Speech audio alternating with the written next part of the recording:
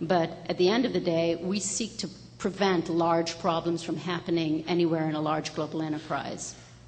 At JP Morgan, I was working on the next generation risk blueprint, which is all about how to prevent these things from happening. Bad business practice, such as money laundering, road trading, and massive computer failures, anything you could imagine would go wrong.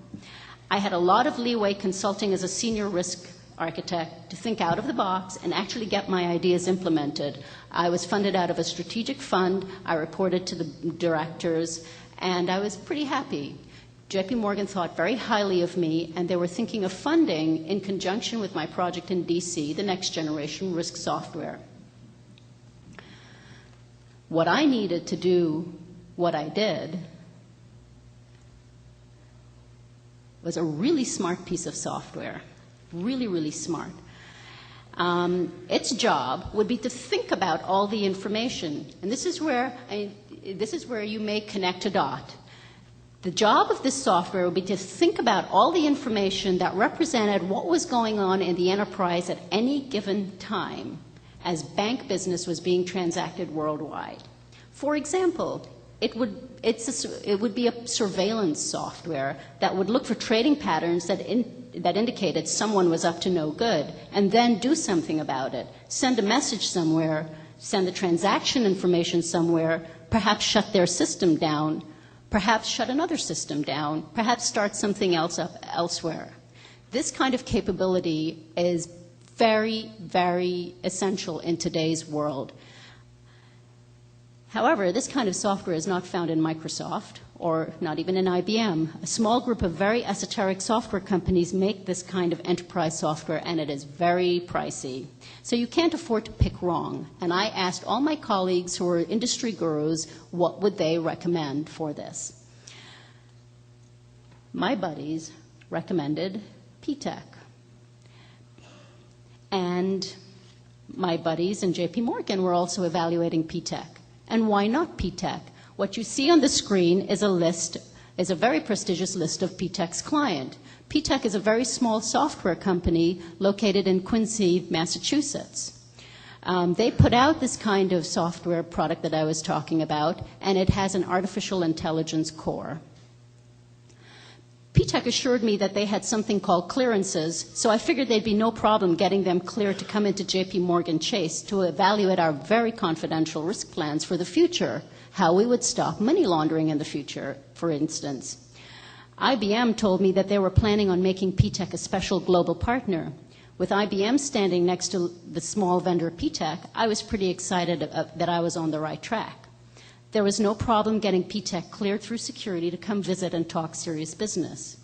They were with me for 20 minutes before I suspected something was not right. So I called my colleagues.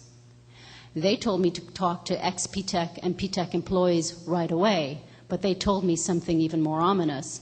They said, do not let them out of your sight and don't let them take anything from the bank. So, with P-TECH people standing still feet away from me, they told me a hair-raising story of P-TECH's myriad connections to terrorism. First, to the person you see in this picture who was placed on the U.S. terror list in October 2001. His name is Yassin Qadi, a Saudi businessman. It's the one the arrow is pointing towards. I thought these people were kidding, or they were setting up a play for P-TECH's business with JP Morgan. I insisted on proof and documentation. I went to 2 states to collect it, including this and other pictures. I also spoke with the Boston FBI, where they said they had reported this 9 months earlier, just weeks after the attack. This was the end of May 2002.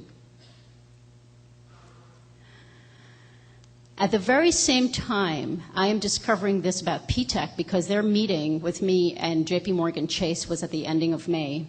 At the very same time, on May 30th, 2002, Agent Robert Wright of the Chicago FBI at a congressional hearing appeared on the steps of the Capitol and burst into tears apologizing to the 9/11 families, stating his investigation into terrorism financing had been repeatedly shut down, and he had been censured for pushing it.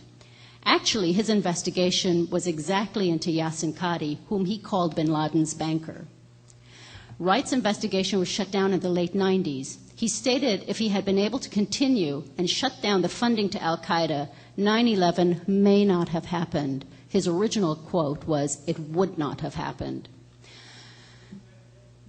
When you show up to work within line of sight of Ground Zero and shake hands with some group the FBI agents said had financed it, what exactly is the playbook? And there was more, like the Ginsu knife commercial. For me, something big had fallen into my lap. I had to make some decisions. Agent Wright said his investigation into the founders and financiers of PTAC and their financing shell, something called BMI, was also shut down. BMI stands for, I'm sorry, go back here.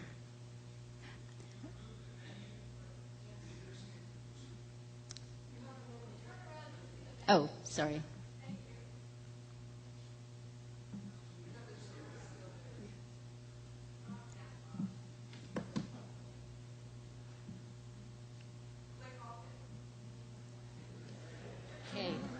And now you see, you think I'm a technology expert.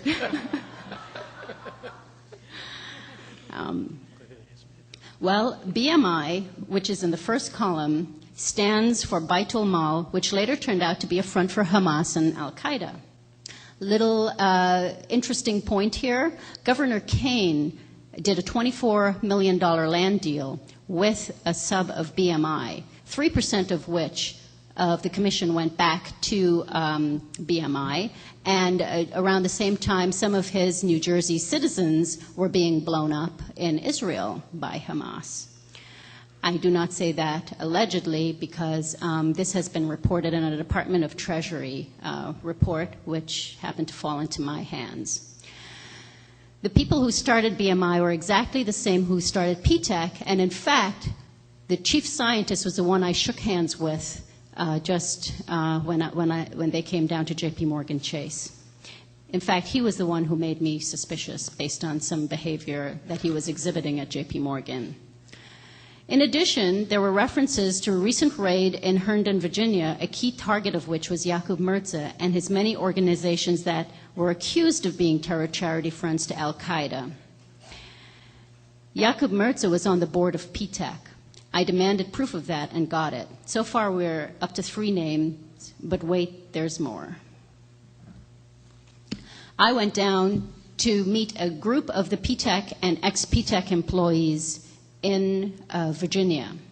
I wanted to see them face to face and have them tell me this horrific story to my face and have them write down in their own hands what they were telling me and to provide documentation. And they did. I asked the Boston